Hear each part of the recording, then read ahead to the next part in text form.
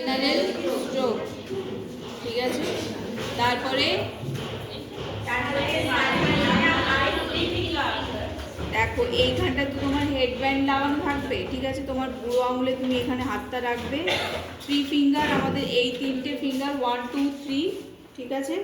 হাতটা রাখলে চোখের এই এরিয়া থেকে পুরো আইটা কভার হবে।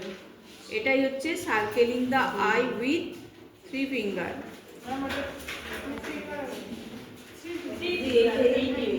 পুরো এই 3টেই লেগেছে, ঠিক আছে, পুরো আছে, মানে এটা আমি তুলে দিইনি কিন্তু এটা এর সাথেই আছে, ঠিক আছে। পুরো এই সাইড থেকে হয়ে এটা আসছে, হলো।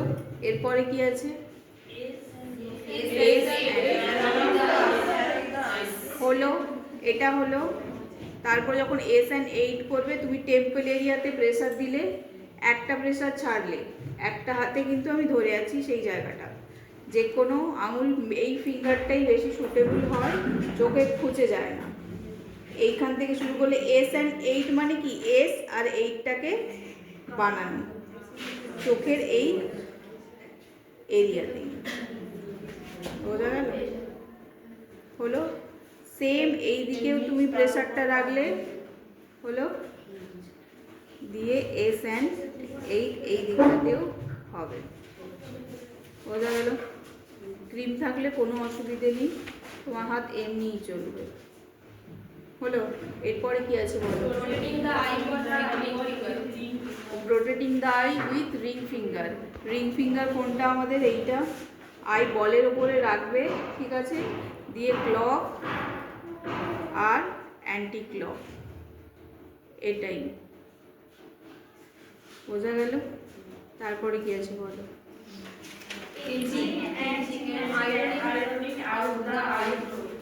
পিঞ্চিং, পিঞ্চ, দুটো হাত পিঞ্চিং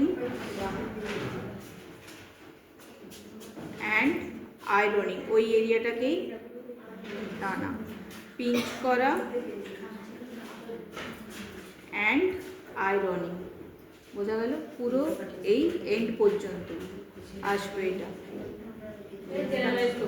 তারপরেই জেনারেল স্ট্রোক।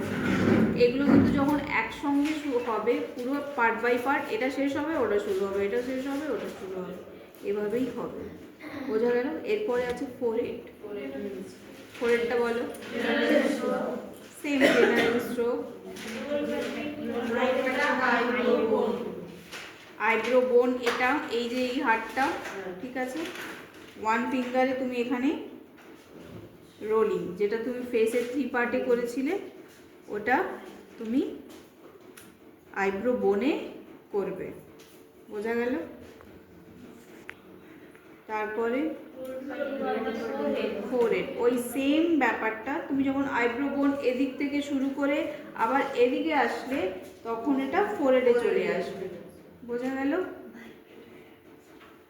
কিন্তু একটা প্রেশার অবশ্যই থাকবে, হাত এমনি কিন্তু আমি চালাচ্ছি না, এখনো চালাচ্ছি না, তখনও চালাবো না,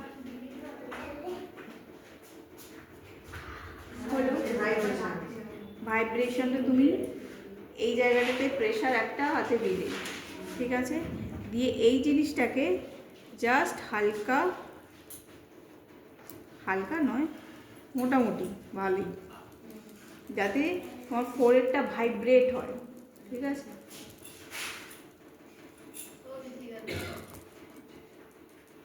এই করে যা শুরু করবে যেদিক থেকে, শেষ করবে কিন্তু সেই দিকেই, হলো।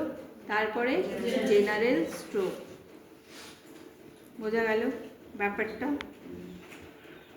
হয়েছে, বন্ধ।